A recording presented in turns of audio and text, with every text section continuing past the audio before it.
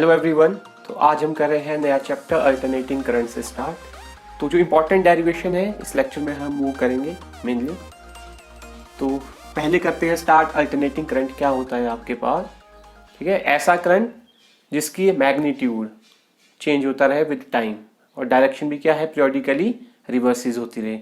Simply मैं यहाँ पे आपको डेफिनेशन लिख लेता हूँ इसकी। Alternating current, the electric current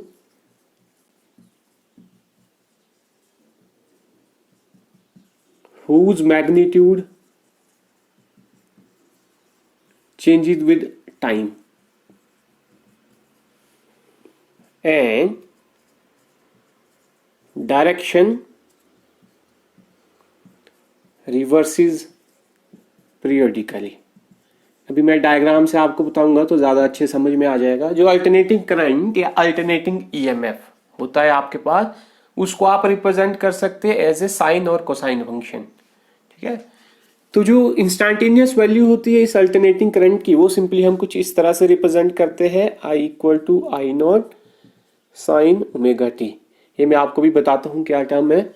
जो हमारे पास साइन का ग्राफ होता है कुछ इस तरह से होता है, ठीक है। ये हमारे पास साइन का ग्राफ है, इधर को ये टाइम है हमारे पास। ये टाइम पीरियड होता है कैपिटल टी, जो यहाँ पे है कैपिटल टी। ये हो गया हाफ टाइम पीरियड T/2।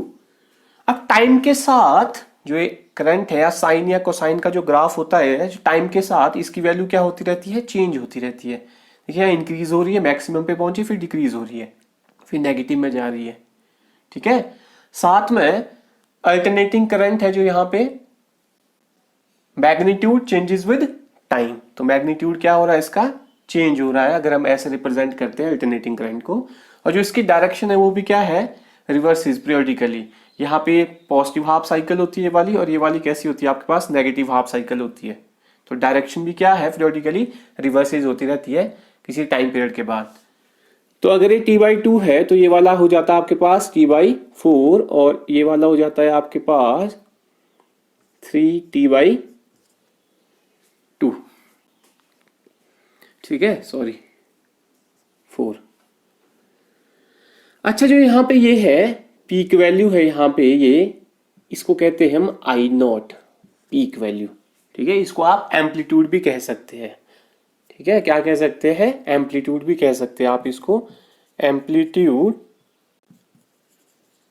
और पीक वैल्यू ऑफ एसी। और अगर मैं कहूं तो क्या होती है एम्पलीट्यूड या पीक वैल्यू ऑफ एसी, क्या होती है, maximum value attain by the alternating current, ठीक है। जो मैक्सिमम वैल्यू अटेन कर रही है अल्टरनेटिंग करंट ने, उसको सिंपली क्या कहते हैं हम, पीक वैल्यू। आई नोट से करते हैं इसको डिनोट।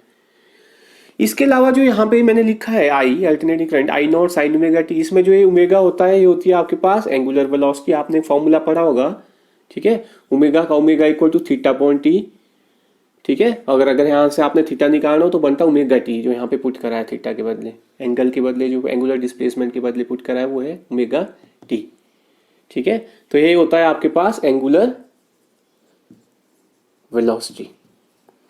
इसके बेस पे हम टाइम पीरियड भी डिफाइन करते हैं। जो आपके पास टाइम पीरियड होता है वो होता है simply time taken by alternating current. अगर इसके लिए डिफाइन करें आप, time taken by alternating current to complete one cycle of its variation. ये यहाँ से चला, यहाँ एक साइकिल कंप्लीट होगी, इसके बाद फिर से वैसे ही करेगा, ठीक है। और जो टाइम पीरियड और ओमेगा का रिलेशन होता है, फॉर्मूला आपको पता होना चाहिए, इंपॉर्टेंट है, आगे यूज होता है। तो ये होता है 2 अपॉन ओमेगा, आपने +1 में भी करा होगा, तो ये फॉर्मूले आपको कुछ पता होने चाहिए। अगर मैं इस अल्टरनेटिंग करंट को कोसाइन फंक्शन की टर्म में यहाँ पे बताना चाहता हूँ आपको, तो कुछ इस तरह से लिखते हैं हम। इंस्टेंटेनियस वैल्यू जो होती है वो होती है I not cos omega T, और जो ग्राफ बनता है उसका वो कुछ इस तरह से बनता है ग्राफ। जो आपके पास कॉस फंक्शन होता है वो होता है एक्सट्रीम से स्टार्ट होता है 1 से मैक्सिमम वैल्यू से, कुछ इस तरह से स्टार्ट होता है। एक वेरिएशन यहाँ पे पूरी हुई, एक कंप्लीट साइकिल, ठीक है। यहाँ पे ये होगा टी और ये होगा T/2, ठीक है, T/4 और ये 3T/4, ठीक है। तो यहाँ पे ये इसकी आई नॉट एक्सट्रीम से, ठीक है, पीक वैल्यू से स्टार्ट होता है। अगर आप कोसाइन कॉस फंक्शन की टर्म में लिखना चाहते हैं कि इसको अल्टरनेटिंग करंट को, अब इसी के बेस पे, अल्टरनेटिंग करंट के बेस पे, मैं सिंपली यहां पे डिफाइन कर रहा हूं अल्टरनेटिंग ईएमएफ क्या होता है आपके पास। ठीक है, सेम डेफिनेशन है, इसी की तरह है अल्टरनेटिंग ईएमएफ। अल्टरनेटिंग ईएमएफ तो ऐसा ईएमएफ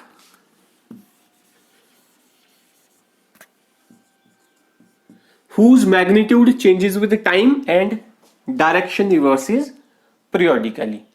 ठीक है, ऐसा ईएमएफ आपके पास, ऐसी ईएमएफ की वैल्यू जिसका क्या है, मैग्नीट्यूड चेंज हो रहा है विद टाइम और डायरेक्शन भी क्या हो रही है, पीरियोडिकली रिवर्सेस हो रही है। सिंपली आप यहाँ पे नोटेशन थोड़ी सी चेंज हो जाएगी, जहां पे आपके पास ये आई है वो ई हो जाएगा और ये यहाँ पे आपके पास ई नॉट हो जाएगा। और जो आपके पास इंस्टेंटेनियस वैल्यू है, ठीक है, इंस्टेंटेनियस वैल्यू है, उसको आप सिंपली इस तरह से लिख सकते हैं, ये इस तरह से आप लिख सकते हैं ईएमएफ की इंस्टेंटेनियस वैल्यू को। अगर कोसाइन फंक्शन के टर्म में लिखना है तो आप लिख सकते हैं उसको कुछ इस तरह से। ठीक है, तो ये थोड़ा सा चेंज है, बाकी ग्राफ आप सिंपली सेम रिप्रेजेंट कर सकते हैं। अगर कॉस के लिए ईएमएफ लिखना होगा कोसाइन की टर्म में, कोसाइन फंक्शन की टर्म में, तो इस तरह से लिखेंगे, और अगर साइन फंक्शन की टर्म में आपने ईएमएफ को रिप्रेजेंट करना है तो कुछ इस तरह से करेंगे। ठीक है, और जो यहाँ पे ई नॉट होता है, ये होती है पीक वैल्यू ऑफ ईएमएफ। ठीक है, ये आपके पास क्या होती है, यहाँ पे जो ये होता है ई नॉट या एम्पलीट्यूड, और पीक वैल्यू ऑफ ईएमएफ भी कह सकते हैं आप इसको। अब जो हमारे पास अल्टरनेटिंग ईएमएफ और जो अल्टरनेटिंग करंट था, इसकी वैल्यू टाइम के साथ क्या हो रही थी, चेंज हो रही थी। ठीक है, तो आपको अगर कहीं पे कोई वैल्यू यूज करनी होगी अल्टरनेटिंग करंट की, तो आप किस तरह से यूज करेंगे, तो उसके लिए हमारे पास दो चॉइसेस होती है। ठीक है, या तो आप मीन और एवरेज वैल्यू यूज करते हैं, या आप रूट मीन स्क्वायर या वर्चुअल वैल्यू यूज करते हैं। तो 1 बाई 1 उनको स्टडी करते हैं। मीन और एवरेज वैल्यू क्या होती है आपके पास, मीन और average value of AC.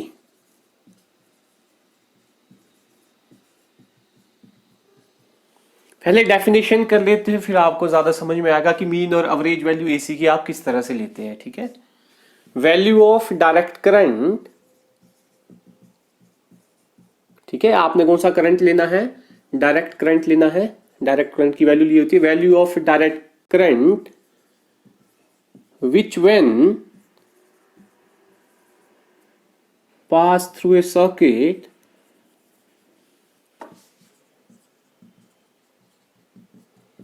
For half time period. Half time period का मतलब क्या है, T/2, half time period of AC sends same amount of charge as is done by, या as is sent by या done by, जो भी लिखना है आपने, sent by alternating current in same time through same circuit, through same circuit.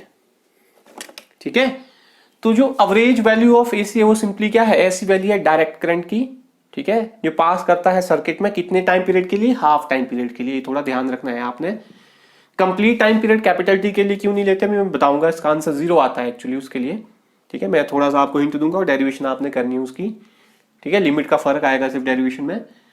तो simply ऐसा direct current जो हाफ टाइम पीरियड के लिए किसी सर्किट में पास होता है और sends the same amount of charge, उतना ही चार्ज सेंड करता है जितना कौन करता है, अल्टरनेटिंग करंट करता है सेम टाइम में और सेम सर्किट में। ठीक है, तो ये आपको पता होना चाहिए पहले कि एवरेज वैल्यू ऑफ एसी क्या होती है। इसमें सेम अमाउंट ऑफ चार्ज आता है, और जो अगला हम करेंगे रूट मीन स्क्वायर और वर्चुअल वैल्यू, उसमें आता है सेम हीट प्रोड्यूस होती है सर्किट में। ऐसा डायरेक्ट करंट लेते हैं, same amount of heat produce होती है जितनी कौन करता है, एसी करता है फॉर ए गिवन टाइम। उसमें कुछ भी टाइम हो सकता है, बट इसके लिए जो ये मीन और एवरेज वैल्यू ऑफ एसी है, ये सिर्फ हाफ टाइम पीरियड T/2 के लिए डिफाइन है एसी के। तो ये आपने थोड़ा सा ध्यान रखना है कितने टाइम पीरियड के लिए डिफाइन होती है, T/2 के लिए, हाफ टाइम पीरियड के लिए। अब इसका हम रिलेशन करते हैं, ठीक है, relation with peak value I not, ठीक है, मीन और एवरेज वैल्यू है जो इसका रिलेशन किसके साथ कर रहे हैं हम, पीक वैल्यू के साथ इसका रिलेशन कर रहे हैं। यहाँ पे इंपॉर्टेंट है डेरिवेशन जो आ रही है यहाँ पे। तो relation with peak value of AC means I not, ठीक है। अच्छा, जो मीन और एवरेज वैल्यू ऑफ AC होती है इसको आप इस तरह से सिंबल दे सकते हैं, मीन के लिए IM दे सकते हैं और एवरेज के लिए आप कुछ इस तरह से IM और IA, ये सिंबल है इसके लिए, ठीक है। अब हम रिलेशन ड्राइव करते हैं, डेरिवेशन आ रही है। तो स्टार्ट करते हैं instantaneous value of alternating current से, ठीक है। Instantaneous value of alternating current is given by, हमारे पास होती है कितनी, I equal to I not sine omega T. Question number आपने इसको 1 कर देना, ठीक है। आपके पास ये होती है I equal to I not sine omega T, ये होती है इंस्टेंटेनियस वैल्यू ऑफ करंट। अब आपने क्या करना है, इसमें पहले स्मॉल अमाउंट ऑफ चार्ज निकालना है कि भाई AC कितना चार्ज सेंड कर रहा है, स्मॉल अमाउंट ऑफ चार्ज निकालना है AC के लिए। तो पहले तो यहाँ थोड़ी सी डेफिनेशन में आइए। I होता है आपके पास dq अपॉन dt, ठीक है, rate of flow of charge.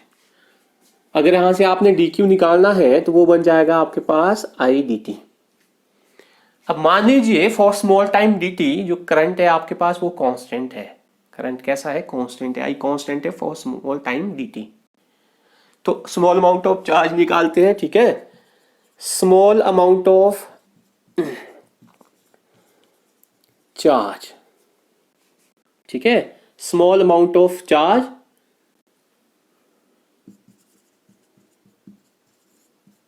passing through the circuit in time dt, ठीक है। स्मॉल अमाउंट ऑफ चार्ज निकालते हैं जो कितने टाइम में, dt टाइम में सर्किट में पास हुआ। तो वो आएगा आपके पास simply dq equal to I dt। I की वैल्यू आप ये वाली पुट कर सकते हैं, यहां से I की वैल्यू ये यहां पे पुट कर सकते हैं। तो आपके पास बनेगा dq equal to I not sine omega T dt। इसको आप इक्वेशन नंबर 2 दे सकते हैं, dq equal to I not sine omega T dt। अब हमने निकालना है कंप्लीट चार्ज जो AC सेंड करता है, ठीक है। हमने क्या करना, देखो मैं पहले डेफिनेशन फिर से बता देता हूं। सिंपली हमने क्या करना है, इसमें जो एवरेज वैल्यू ऑफ AC होती है वो ऐसा डायरेक्ट करंट होता है, टाइम पीरियड तो आपको पता है T/2 है, जो same amount of charge sent करता है।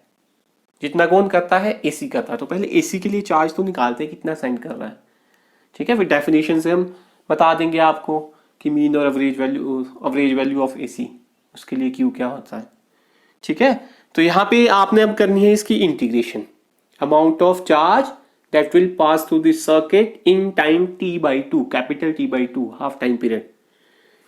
लिख लेना अपने पास, amount of charge that will pass through this circuit in time capital T/2 half time period. तो इसकी क्या कर देनी है आपने, इंटीग्रेशन कर देनी है। यहाँ पे आई नॉट पीक वैल्यू होती है, मैक्सिमम वैल्यू अटेन कांस्टेंट होती है, इसको मैंने बाहर ले लिया, साइन ओमेगा टी dt। और कहां से कहां तक है आपके पास, 0 टू T/2, ठीक है। टाइम पहले 0 पे था, फिर T/2 हाफ टाइम पीरियड के लिए। तो करिए इंटीग्रेशन करिए, साइन ओमेगा टी की क्या होती है, dq की इंटीग्रेशन हो गई आपके पास q,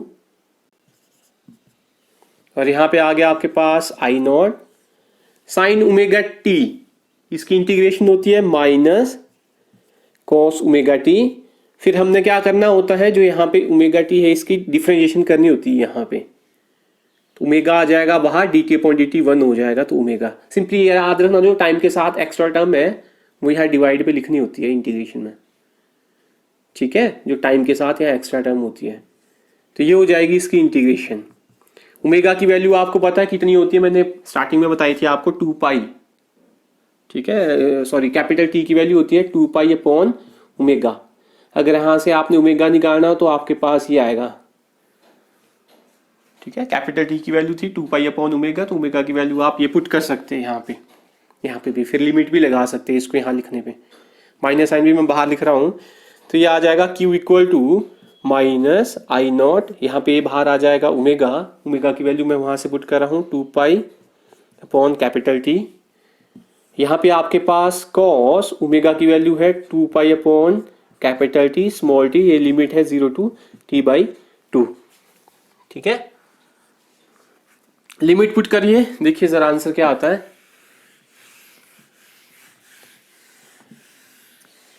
क्यू की वैल्यू आएगी अभी। ठीक है, तो ये आ जाएगा Q equal to minus I not 2 pi upon capital T, यहां पे हो जाएगा आपके पास cos 2 pi upon capital T, और इसकी वैल्यू आ जाएगी T by 2 upper limit minus अगली बार क्या आ जाएगी 0, तो ये यहाँ पे 0 भरूंगा मैं तो पूरा 0 हो जाएगा, तो कॉस 0, यहाँ पे टी से टी क्या हो गया कैंसल, और 2 से 2 क्या हो गया cancel, cos pi, cos pi means cos 180, cos 180 होता है -1, तो Q equal to minus I not T 2 pi cos pi, pi 180। ठीक है, कॉस पाई की वैल्यू यहाँ लिख लेता हूँ मैं -1, यहाँ पे कॉस 0, कॉस 0 की वैल्यू होती है 1, तो ये हो गया -1, एक माइनस ऑलरेडी यहाँ पे कॉस 0 हो गया 1, -1 कितना हो गया -2। तो करिए कैलकुलेशन करिए, क्यू की वैल्यू आ गई है, फिर डेफिनेशन पे जाते हैं। तो ये बन जाएगा आपके पास माइनस आई नॉट टी 2 पाई, यहाँ पे आ जाएगा -2, माइनस कैंसिल हो गया, 2 से 2 कैंसिल हो गया, तो क्यू की वैल्यू आपके पास कितनी आ गई है अल्टरनेटिंग करंट के लिए, I not capital T divided by pi.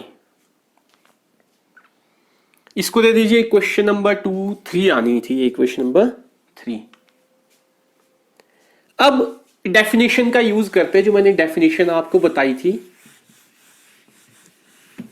Definition का यूज करते हैं। ठीक है, तो इफ मैं मीन करंट ले रहा हूं पे यहां पे I M is the mean value of AC, then according to definition,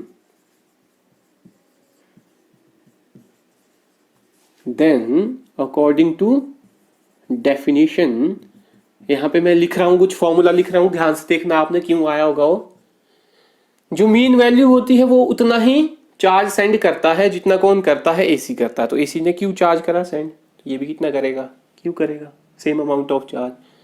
definition Q की डेफिनेशन होती है ये मेरे पास आई डी टी, जो मैंने लिखा था आपके पास डी क्यू के लिए लिखा था वो, सॉरी मीन्स क्यू के लिए मैं ऐसे लिख सकता हूं इसको। ठीक है, चार्ज के लिए, तो यहाँ पे आई कौन सा करंट है मीन करंट है, टाइम कितना था आई टी आना था ना, चार्ज की वैल्यू क्या होती है आई इंटू टी, तो यहाँ पे करंट है I am mean current, time कितना है टी बाई 2, इसको दे दीजिए इक्वेशन नंबर 4, कंपेयर करिए इक्वेशन नंबर 3 और 4 को, और वहां से आई एम का आंसर आ जाएगा आपके पास। तो करिए कंपेयर करिए इक्वेशन नंबर 3 और 4 को कंपेयर करिए, तो मेरे पास आ जाएगा I M T divided by 2 is equal to I not capital T pi, capital T से कैपिटल टी क्या हो गया है कैंसिल हो गया है, तो यहां से अगर मैं आई एम निकालता हूं तो 2 उधर को चला जाना है मेरे पास, तो I M equal to 2 upon pi, constant term लिख दिए, बचा क्या है आई नॉट। तो ये आपके पास मीन वैल्यू ऑफ एसी और एवरेज वैल्यू ऑफ एसी के लिए डेरिवेशन है, जो आंसर है इसका मैथमेटिकल। और अगर मैं इसको सॉल्व करना चाहता हूं, 2 पाई की वैल्यू होती है 3.14, डिवाइड करके देख लेना आपने, कुछ ऐसा आंसर आएगा।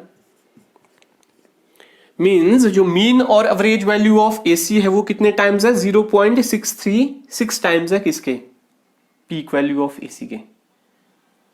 ठीक है, या आप बोल सकते हैं अगर परसेंटेज में लिखना है आपने तो यहां परसेंटेज के लिए 100 से मल्टीप्लाई कर देना, तो ये आएगा 63.6% आई नॉट के। अच्छे से कर लेना। अगर इसी तरह से आपको मीन और एवरेज वैल्यू, ठीक है, क्या पूछते हैं आपसे मीन और एवरेज वैल्यू ऑफ ईएमएफ पूछते हैं, तो यहाँ पे क्या हो जाएगा ईएमएफ के लिए ही हो जाएगा आपके पास है, और ये हो जाएगा 2 अपॉन पाई, और इधर हो जाएगा E not peak value of EMF. और मैं अगर ये वाला एक्सप्रेशन लिखता हूं तो ये हो जाएगा आपके पास कुछ ऐसा, अगर ईएमएफ के लिए आपने लिखना होगा। तो ये था हमारे पास मीन और एवरेज वैल्यू ऑफ एसी। अब करते हैं आरएमएस, रूट मीन स्क्वायर और virtual value of AC.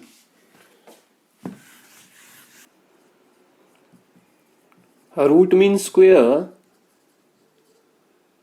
RMS और वर्चुअल वैल्यू ऑफ एसी, और इसको आप डिनोट करते हैं कुछ इस तरह से, और वर्चुअल वैल्यू से करना चाहेंगे तो आईवी। तो रूट मीन स्क्वायर और वर्चुअल वैल्यू ऑफ एसी। अच्छा, उससे पहले मैं बता देता हूं, जो पिछला टॉपिक था मीन और एवरेज वैल्यू ऑफ एसी, उसको हमने डिफाइन करा होता है हाफ टाइम पीरियड के लिए। कंप्लीट टाइम पीरियड के लिए एक्चुअली उसका आंसर आता है 0, आप करके देख सकते हो, ठीक है। कंप्लीट टाइम पीरियड के लिए आपने जो मैंने लिमिट करी होगी पिछले टॉपिक में 0 to t/2, आपने वहां 0 to कैपिटल T करनी है लिमिट पुट, ठीक है। तो वहां पे आपके पास आंसर खुद आ जाएगा, कैपिटल T पुट करके लिमिट सॉल्व करके देखना आपने, 0 आंसर आएगा वहां पे आपके पास। इसलिए वो हाफ टाइम पीरियड के लिए डिफाइन होता है, वो टॉपिक भी कर लेना, ठीक है। मीन और average value of AC for complete cycle, इस तरह से आता है वो टॉपिक। रूट मीन स्क्वायर और वर्चुअल वैल्यू ऑफ एसी। अच्छा, जो रूट मीन स्क्वायर और वर्चुअल वैल्यू ऑफ एसी होती है वो simply value of direct current होती है जो किसी रेजिस्टेंस से पास होती है for a given time. Time कुछ भी ले सकते हो आप, t/2 लेना है, कैपिटल T लेना है, कुछ भी टाइम ले सकते हो आप यहाँ पे, ठीक है। Produce same amount of heat, जितनी कौन करता है, अल्टरनेटिंग करंट करता है, सेम टाइम में और सेम सर्किट में या सेम रेजिस्टेंस में। तो पहले डेफिनेशन लिख लेता हूं मैं आपको, कैसे डिफाइन कर सकते हैं आप इसको। It is defined as value of direct current या steady current which when pass through a resistance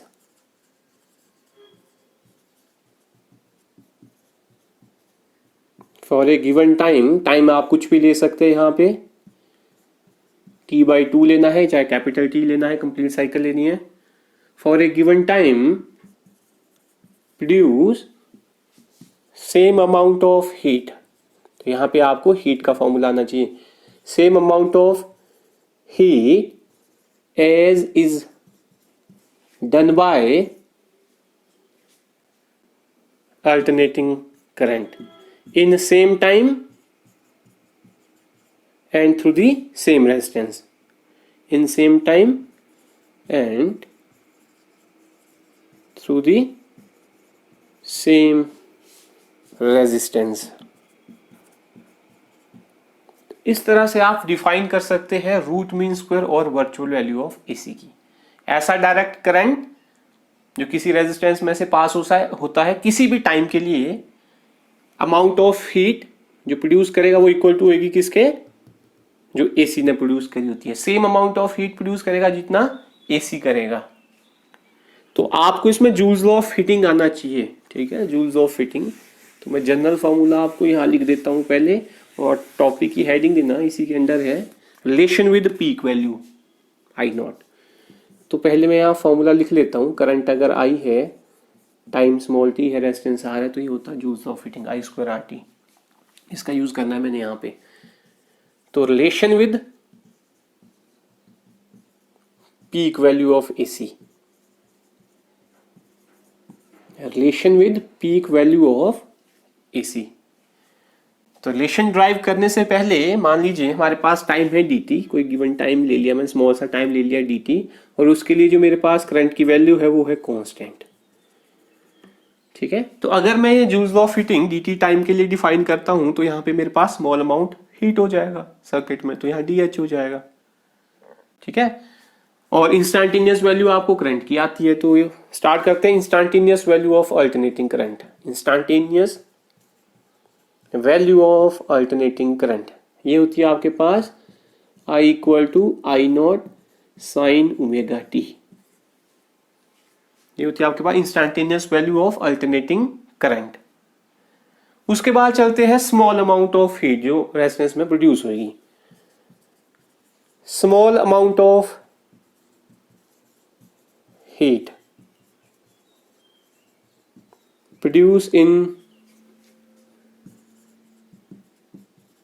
resistance in time D T.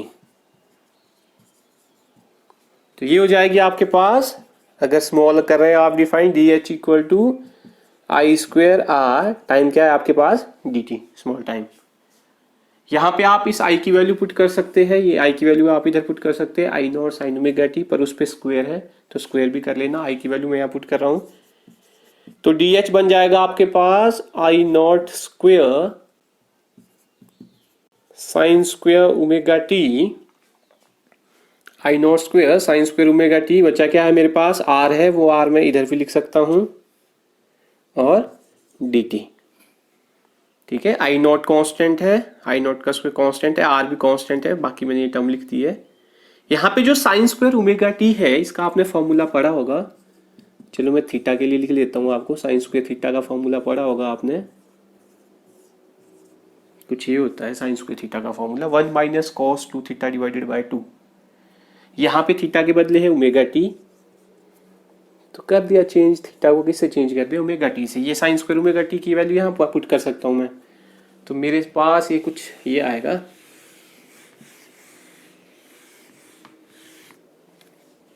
D H is equal to I not square R sine square omega T की value ये put कर सकते हो आप bracket में 1 minus cos 2 omega T divided by आना था 2, वो मैंने 2 यहां कॉमन ले लिया है, डी टी। अब आप अमाउंट ऑफ हीट निकाल सकते हैं फॉर टाइम टी बाई 2 या कैपिटल टी, जो भी आप करना चाहते हैं देख लेना। मैं कैपिटल टी के लिए कर रहा हूं यहां पे, amount of heat produce in the resistance in time capital T, amount of heat produced in the resistance in time capital T, complete time period के लिए कर रहा हूं मैं। यहां पे आई नॉट स्क्वेयर आर और 2 ये है कांस्टेंट, इंटीग्रेशन कर देनी है आपने इस वाली टर्म की, टाइम पीरियड है 0 टू कैपिटल टी। चलिए इंटीग्रेशन कर सकते हैं आप, एक एक टर्म की इंटीग्रेशन अलग से करनी है तो आप अलग से भी कर सकते हैं, ठीक है, इकट्ठी करनी है तो आप देख सकते हैं जैसे भी करनी है। तो डी एच का आंसर हो जाएगा यहाँ पे H I not square are 2, यहाँ पे ब्रैकेट ओपन कर रहा हूँ मैं, तो इंटीग्रेशन हो जाएगी एक 1 की हो जाएगी, यहाँ पे कह रहा हूँ मैं आपके लिए 0 टी 1 की करनी है, माइनस फिर इंटीग्रेशन हो जाएगी कॉस 2 ओमेगा टी, लिमिट आएगी आपके पास 0 to capital T, square bracket में कर दिया मैंने। इसको आप अलग से सॉल्व कर सकते हैं, इसको आप अलग से सॉल्व कर सकते हैं और इस इक्वेशन में पुट कर देना आंसर, ठीक है। तो ये इक्वेशन नंबर दे देते हैं इसको, इक्वेशन नंबर 1 थी, इसको इक्वेशन नंबर 2 दे देते हैं हम। तो आप इसकी इंटीग्रेशन अलग से करिए, इसकी इंटीग्रेशन अलग से करिए, फिर पुट कर देना। इकट्ठी करनी है तो इकट्ठी भी कर सकते हैं आप, ठीक है, एक ही स्टेप में, ठीक है। बाद में आप डायरेक्ट यूज भी कर सकते हैं, जो ये वाली इंटीग्रेशन है इसका जो आंसर आएगा इसको आप डायरेक्ट भी यूज कर सकते हैं। अभी मैं जब इंटीग्रेशन करूंगा तो आपको पता लग जाएगा इस टर्म का आंसर क्या आएगा, ठीक है। तो पहले तो इसकी इंटीग्रेशन करते हैं, 1 मल्टीप्लाई करूंगा डी टी सी तो डी टी आएगा सिंपली, डी टी की इंटीग्रेशन होती है टी, लिमिट लग जानी है 0 to T, capital T upper limit आएगी फिर -0, तो ये आ जाएगा कैपिटल टी। अब करते हैं ये वाली integration, 0 to T cos 2 omega T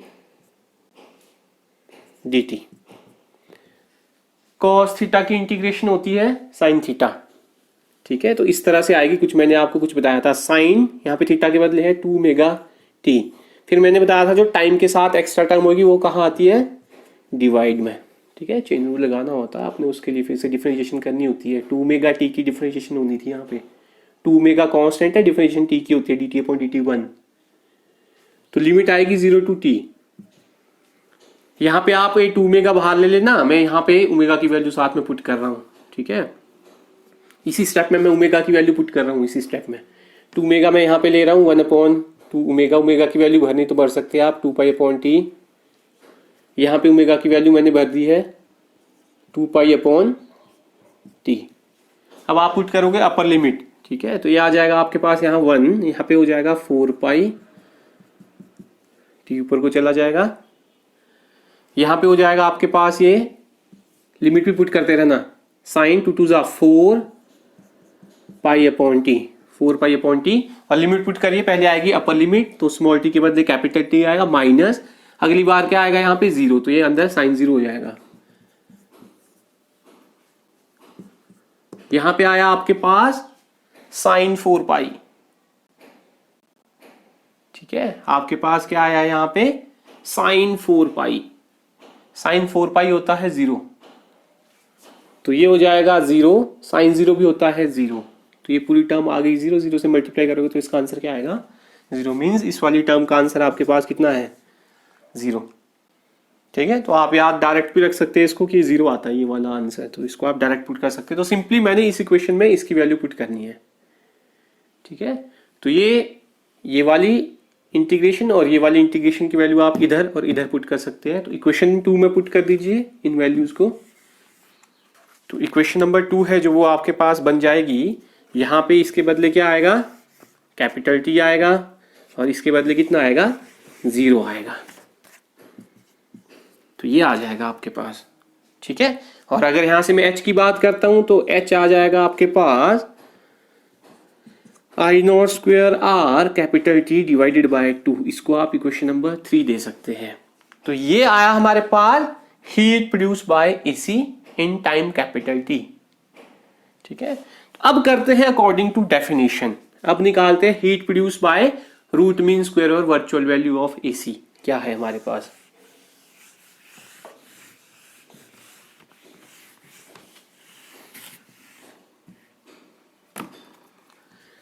अब इफ करके लिख रहा हूं मैं, रूट में आपने आरएमएस वैल्यू करनी है डिफाइन, चाहे वर्चुअल वैल्यू, दोनों एक ही है, ठीक है। तो if IV is the virtual value of AC then according to definition, ठीक है। आपके पास क्या बन जाएगा, H का फॉर्मूला होता था I स्क्वेयर RT, तो I आ जाएगा यहाँ पे IV square, R small t के बदले टाइम क्या लिया था आपने कैपिटल T, जिसने T/2 से करी होगी इंटीग्रेशन उसने यहाँ पे T/2 ले लेना, फिर उसके पास यहाँ पे T/2 आया होगा, तो इसको इक्वेशन नंबर दे देना आपने 4, ये करी मैंने जनरल फॉर्मूला ये वाला यूज, ठीक है। डेफिनेशन में टाइम यहाँ पे कैपिटल T लिया था हमने कंप्लीट टाइम पीरियड, तो वो मैंने पुट करा है। अब कंपेयर करिए इक्वेशन नंबर 3 और 4 को। H देखो यहाँ पे भी H है, यहाँ पे भी H, क्यों है, क्योंकि same amount of heat produce करते हैं, जो AC होता है और जो आपके पास वर्चुअल और रूट मीन स्क्वायर वैल्यू होती है, वो same amount of heat produce करते हैं सर्किट में, तो इसलिए दोनों के लिए सिंबल H ही रहेगा। कंपेयर करिए इक्वेशन नंबर 3 और 4 को, तो हमारे पास आ जाएगा यहाँ से IV स्क्वायर RT और वहां से आ जाएगा I not square R capital T divided by 2, RT और RT क्या हो गया आपके पास कैंसिल, स्क्वायर दोनों तरफ क्या कर लीजिए स्क्वायर रूट, तो दोनों तरफ स्क्वायर रूट लेंगे आप तो यहाँ आ जाएगा IV, इधर स्क्वायर रूट लेंगे तो ये हो जाएगा I नॉट और इधर क्या हो जाएगा √2। तो वर्चुअल वैल्यू और root mean square value of AC ये होती है आपके पास 1/√2 टाइम्स होती है किसके I नॉट के, ठीक है। यहाँ पे लिख सकता हूं मैं 1/√2 टाइम्स होती है किसके I नॉट के। अगर आप इसको सॉल्व करना चाहें 1/√2 की वैल्यू, तो ये आपके पास कुछ ये आएगी, कर सकते हैं, डिवाइड करना है जस्ट आपने, फिर ये आती है आपके पास 0.707 I नॉट। तो कितने टाइम्स होती है जो रूट मीन स्क्वायर और वर्चुअल वैल्यू ऑफ AC है वो होती है 0.707 टाइम्स I नॉट के। सिमिलरली अगर मैं रूट मीन स्क्वायर और वर्चुअल वैल्यू ऑफ EMF करता हूं तो मेरे पास ये फॉर्मूले कुछ ऐसे बन जाएंगे। EMF के लिए बन जाएगा ये फॉर्मूला न्यूमेरिकल्स में यूज होते हैं, ध्यान रखना आपने, और ये बन जाएगा हमारे पास 0.707 टाइम E नॉट के peak value of EMF alternating EMF। अब करते हैं न्यूमेरिकल जो बेस्ड है root mean square, average value of current AC and alternating EMF। Question number 1 है the electric mains in a house are marked 220 volt 50 hertz, write down the equation for instantaneous voltage. आपको given क्या है, जो घर में आपके पास supply आ रही है वो है 220 वोल्ट, ये होता है आपके पास given root mean square value, ठीक है, EMF की, ये है 220 वोल्ट गिवन आपको। फ्रीक्वेंसी F या न्यू से डिनोट कर सकते हैं आप, ये आपको गिवन है कितनी 50 हर्ट्ज। आपको पूछा है right down the equation for instantaneous voltage. ठीक है, तो आपने क्या करना है, इंस्टेंटेनियस वोल्टेज के लिए एक्सप्रेशन निकालना है, इक्वेशन निकालनी है। तो मैं पहले बता देता हूँ आपको, थ्योरी में भी डिस्कस करा था हमने। आपके पास कुछ इस तरह से होती है equation, E equal to E naught sine omega T. ठीक है, तो यहाँ पे मैं ई नॉट मुझे पता नहीं है और ओमेगा मुझे पता नहीं है, तो पहले ई नॉट निकालते हैं। तो आपने फॉर्मूला पढ़ा रूट मीन स्क्वेयर, जो EMF की वैल्यू होती है वो होती है ई नॉट अपॉन √2। तो अगर यहाँ से आप ई नॉट निकालते हैं तो ई नॉट बन जाएगा आपके पास यहाँ से √2 root mean square value. Root mean square value कितनी है 220। ठीक है, तो इसको आप यहाँ पे ले सकते हैं 1.414 इंटू 220। तो इसको आप मल्टीप्लाई करके कर सकते हैं, या मल्टीप्लाई आप कर लेना। इसका आंसर कुछ ये आएगा आपके पास 311.08। तो मैं राउंड करके ये ले रहा हूँ। तो मेरे पास ये पीक वैल्यू आ गई है, ई नॉट की वैल्यू मुझे आ गई है। ओमेगा के लिए आप फॉर्मूला सिंपल यूज़ कर सकते हैं। ओमेगा के लिए फॉर्मूला जो होता है वो होता है आपके पास, ओमेगा के लिए फॉर्मूला 2πf। 2 पाई को पाई रहने देता हूँ, एफ है आपके पास 50, तो ये आ गया यहाँ पे 100 पाई। ये वैल्यू आप यहाँ पे पुट कर सकते हैं इसको। अगर इक्वेशन नंबर देता हूँ मैं, तो इक्वेशन नंबर 1 बन जाएगी आपके पास E equal to E naught की वैल्यू आ जाएगी 311 साइन ओमेगा की वैल्यू आ जाएगी 100 पाई, और यहाँ पे आएगा टाइम। तो ये है आपके पास इक्वेशन फॉर इंस्टेंटेनियस वोल्टेज। तो कर लेना, बेसिक से क्वेश्चन है। जो फॉर्मूले यूज़ होने हैं वो मैं अभी आपको यहाँ बता देता हूँ। रूट मीन स्क्वायर का आपको तो ये पता ही है फॉर्मूला। इसी तरह से आप रूट मीन स्क्वायर करंट के लिए भी लिखते हैं formula, IRMS equal to I naught divided by √2। अब करते हैं question number 2। The peak value of an alternating voltage applied to a 50 ohm resistance is 10 volt। ठीक है, आपके पास रेजिस्टेंस दिया है और पीक वैल्यू रखी है अल्टरनेटिंग वोल्टेज की, मतलब ई नॉट गिवन है आपके पास। Find the root mean square current, IRMS निकालना है आपने। If the voltage frequency is 100 hertz, आपके पास FV गिवन है। Write the equation for instantaneous current. तो इस बार आपने इंस्टेंटेनियस करंट के लिए लिखना है। ठीक है, तो इसको सॉल्व करते हैं। तो मैं यहाँ पे लिख रहा हूँ जो इक्वेशन होगी इंस्टेंटेनियस करंट की, वो होगी I equal to I not sine omega T. उससे पहले क्या क्या गिवन है, यहाँ पे R आपको गिवन है 50 ओम, और पीक वैल्यू भी अल्टरनेटिंग वोल्टेज की गिवन है, मतलब ई नॉट गिवन है कितना 10 वोल्ट, और फ्रीक्वेंसी भी गिवन है आपको 100 हर्ट्ज। तो पहले तो निकालते हैं RMS करंट। पर RMS करंट के लिए मुझे पहले निकालना पड़ेगा I not, peak value of alternating current. तो उसके लिए फॉर्मूला हम सिंपल लगाते हैं जो ओम्स लॉ से आप करते हो। जैसे अगर आप आई के लिए फॉर्मूला लिखते हैं तो वो होता है V अपॉन R। तो V के बदले यहाँ E है और यहाँ R। अब यहाँ पे आप पीक वैल्यू के लिए लिख रहे हैं तो मैंने रिप्लेस कर दिया यहाँ पे। इसको आप सॉल्व कर सकते हैं। ई नॉट आपको गिवन है 10 और R गिवन है आपको 50। तो ये आ गया 0.2 एम्पियर आई नॉट की वैल्यू। अब निकालते हैं RMS करंट। तो जो RMS करंट होता है वो आपके पास सिंपली होता है आई नॉट डिवाइडेड बाय √2। इसको √2 को मैं 1/√2 लिख सकता हूँ इंटू आई नॉट। 1/√2 की वैल्यू मैंने डेरिवेशन में भी ली थी 0.707 इंटू आई नॉट की वैल्यू है 0.2। तो आप इसको सॉल्व कर सकते हैं। ये आ जाएगा आपके पास यहाँ पे मल्टीप्लाई करके 0.1414 एम्पियर। ठीक है, तो ये आ गया आपके पास रूट मीन स्क्वायर वैल्यू। अब आपने क्या करना है, इक्वेशन लिखनी है। इक्वेशन मैंने यहाँ पे लिखी है आपके लिए। तो ये आ जाएगी आपके पास I equal to I naught. तो आई नॉट की वैल्यू कितनी है 0.2। साइन ओमेगा, ओमेगा हो गया आपके पास 2 पाई एफ, एफ फ्रीक्वेंसी की वैल्यू कितनी है 100, और ये हो गया टाइम। तो इसको सॉल्व करिए सिंपल, 0.2 साइन 2 इंटू 100 हो गया 200 पाई टी। तो ये आ गई आपके पास equation for instantaneous current.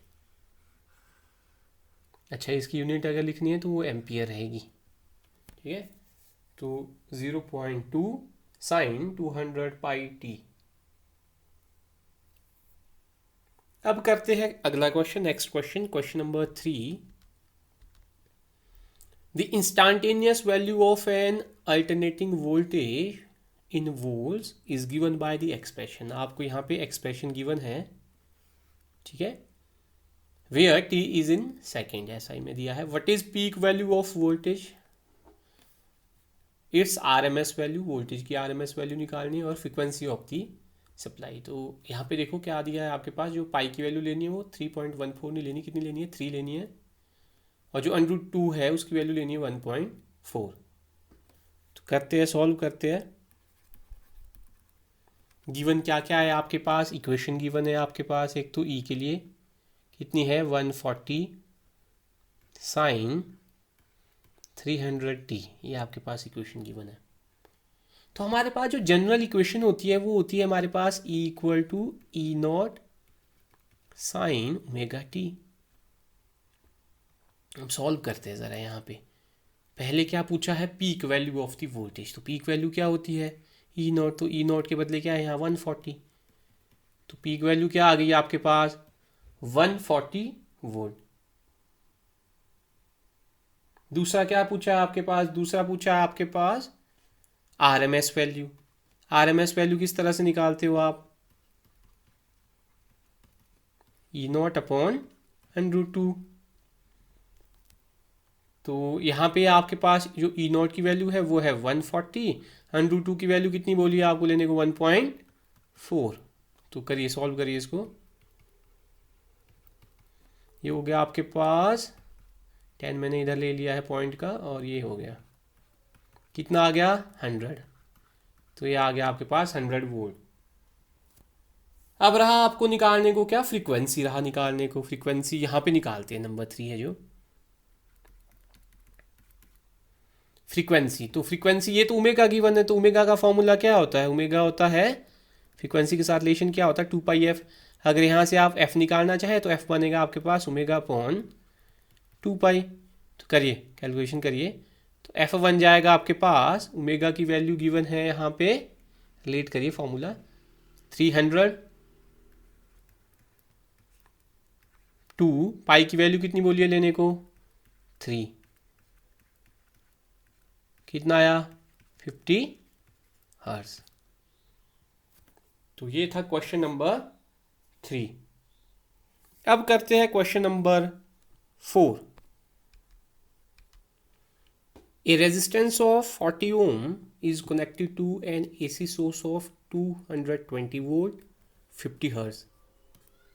Find number 1 the root mean square current, number 2 the maximum instantaneous current, ठीक है, मैक्सिमम मतलब पीक वैल्यू पूछे in the resistor, and number 3 the time taken by current to change from its maximum मतलब peak value से maximum value to RMS value, ठीक है। Time निकालना है हमने, कितना टाइम लिया है। तो पहले लिख लेते जो गिवन है आपके पास, रेजिस्टेंस है आपके पास गिवन 40 ओम का, एसी सोर्स कितने से करा है 220 वोल्ट से कनेक्ट करा है, मतलब रूट मीन स्क्वायर भी आपके पास गिवन है वैल्यू 220 वोल्ट। फ्रीक्वेंसी भी गिवन है आपको कितनी 50 हर्ट्ज। तो पहले तो निकालना है आपने आरएमएस करंट। तो करंट का फॉर्मूला होता है वोल्टेज, यहाँ पे ईएमएफ है, और डिवाइडेड बाय रेजिस्टेंस।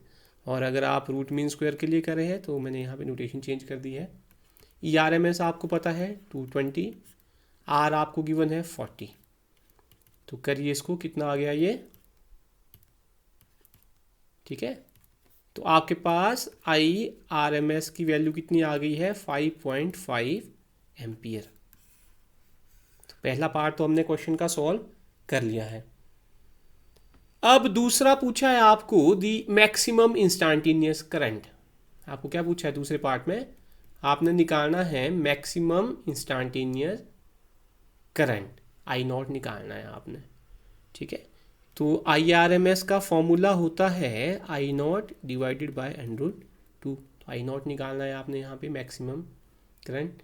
तो आई नॉट का फॉर्मूला बन जाएगा √2 into I R M S. करिए 1.414 √2 की वैल्यू, और ये है आपके पास 5.5 एम्पियर, ठीक है। इसको आप मल्टीप्लाई कर सकते हैं, इसका आंसर कुछ आएगा 7.77। तो मैं उसको राउंड करके लिख रहा हूँ 78, ठीक है। 7.777 कुछ इस तरह से आएगा कैलकुलेशन करने पे। तो ये है आपके पास I not, maximum instantaneous current की वैल्यू।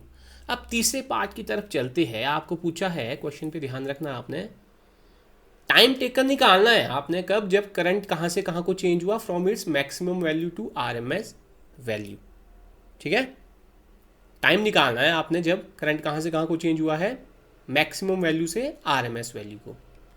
तो पहले तो आपको इंस्टेंटेनियस वैल्यू करंट की पता होनी चाहिए। आई की हमारे पास जो फॉर्मूला होता है वो होता है I not sine omega T. Consider करिए, ठीक है, यहाँ पे दो हमारे पास दिया है, मैक्सिमम वैल्यू मतलब आई नॉट पे था और आरएमएस वैल्यू आई आरएमएस पे था। तो कंसीडर करिए जब करंट मैक्सिमम वैल्यू पे था तो मेरे पास टाइम था t1, और जब रूट मीन स्क्वायर वैल्यू पे था तो टाइम था t2, ठीक है। अब अगर मैं इस इक्वेशन को, इक्वेशन नंबर 1 को, अच्छा हम थर्ड पार्ट करें क्वेश्चन का, अगर हम इक्वेशन नंबर 1 को, करंट चेंज हुआ है कहाँ से कहाँ को, टाइम निकालना है आपने कहाँ से कहाँ को, from maximum value to RMS value. जब करंट की मैक्सिमम वैल्यू थी मतलब आई नॉट था, तो मैं इस इक्वेशन को लिख सकता हूँ आई नॉट, आई करंट कितना था, मैक्सिमम था मतलब आई नॉट था, साइन ओमेगा, यहाँ पे टाइम क्या आ जाएगा t1। इसको सॉल्व करूँगा मैं तो मेरे पास साइन ओमेगा t1 कितना आ जाएगा 1। अब ओमेगा टी मतलब थीटा कहाँ पे होती है 1 वैल्यू 90 पे, 90 मतलब π/2। इसका मतलब क्या हुआ, दैट इज ओमेगा t1 कितना है आपके पास π/2 है। और अगर यहाँ से आप t1 निकालना चाहते हैं तो t1 आ जाएगा π/2 ओमेगा। तो ये तो निकाल दिया हमने t1।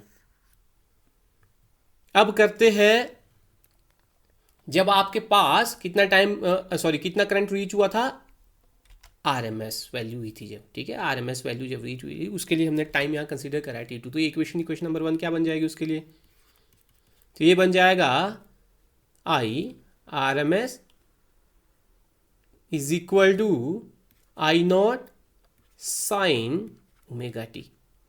अब जो आई आर एम एस होता है उसकी वैल्यू होती है I not upon √2 I not sine, यहाँ पे टाइम क्या लेना है t2 लेना है, ओमेगा t2। तो आई नॉट से आई नॉट क्या हो गया कैंसल, तो मेरे पास ये आ गया sine omega t2 is equal to 1/√2। तो क्या मान रहे हैं यहाँ पे ओमेगा t2 की वैल्यू क्या होगी, कहाँ पे आता है 1/√2 आंसर आपके पास 45 पे π/4 पे। बट यहाँ पे मैं एक डायग्राम बनाता हूँ साइन के लिए। जो साइन का ग्राफ होता है कुछ इस तरह से होता है, यहाँ पे होता है π/2 मैक्सिमम, ठीक है। तो आपका जो क्या है बोला है टाइम निकालना है, कब टाइम निकालना है, जब कहाँ से मैक्सिमम वैल्यू से कहाँ पहुँचा है आरएमएस वैल्यू, मतलब आगे की, टाइम तो आगे की तरफ जा रहा है, ठीक है। तो π/4 तो यहाँ पे एंगल नहीं हो सकता है, क्योंकि यहाँ को अगर आप जाओगे तो एंगल क्या होता है इधर को टाइम के साथ इंक्रीज होता है, ठीक है। अगर मैं इसको एंगल के लिए लिखता हूँ तो यहाँ पे ओमेगा टी आएगा थीटा। तो इसलिए यहाँ पे मेरे को करना पड़ेगा 90 + π/2। आप सॉल्व कर सकते हैं, यही आंसर आएगा, 90 + 45 मतलब π/2 जो एंगल है आपके पास वो इस केस में आएगा π/2 90 + 45 मतलब π/4 मतलब 135 डिग्री आएगा। तो आप उसके लिए कैलकुलेट करना 135 पे क्या आती है साइन 135, कैलकुलेट करिए क्या वैल्यू आती है 1/√2 ही आती है, ठीक है। तो अगर यहाँ से मैं T2 निकालना चाहता हूँ तो मेरे पास यहाँ पे T2 क्या आ जाएगा, π/2 प्लस π/4 और ओमेगा कहाँ आ जाएगा, डाउनवर्ड 1/ओमेगा। अब आपको पूछा है यहाँ पे आपने निकालना है time taken by the current. तो जब मैक्सिमम पे था तो टाइम था T1 और जब RMS पे था तो टाइम था T2। अब कितना टाइम लिया होगा तो वो होगा T2 माइनस T1, तो वो आ जाएगा आपके पास। ये अगर आपने यहाँ पे ओपन करना है तो कर सकते हैं आप। T2 की वैल्यू आ जाएगी आपके पास π/2 प्लस π/4 माइनस T1 की वैल्यू आ जाएगी π/2। तो ये आ गया आपके पास कितना, ये आ गया आपके पास यहाँ पे π/4। तो अगर मैं इसको सॉल्व करता हूँ तो ये आ जाएगा आपके पास, पाई की वैल्यू यहाँ पे आप पुट कर सकते हैं, सॉरी यहाँ पे ओमेगा की वैल्यू पुट करना है, पाई की नहीं। तो ये हो जाएगा 4, ओमेगा की वैल्यू होती है आपके पास 2πf। पाई से पाई क्या हो गया आपके पास कैंसल, एफ की वैल्यू गिवन थी हमें, कितनी थी 50 हर्ट्ज। तो ये यहाँ पे आप पुट कर सकते हैं। तो ये हो जाएगा 1/4 इंटू 2 इंटू 50, कितना आया 52 100, 100 इंटू 4 1/400 सेकेंड। इसको सॉल्व कर सकते हो आप। तो ये था टाइम, ठीक है, कब, जब उसने कौन सी वैल्यू अचीव करी, मैक्सिमम टू RMS। तो ये कुछ न्यूमेरिकल्स है जो आपके RMS वैल्यू और एवरेज वैल्यू पे बेस थे, ठीक है, AC और अल्टरनेटिंग EMF के। तो इस लेक्चर में इतना ही, थैंक यू।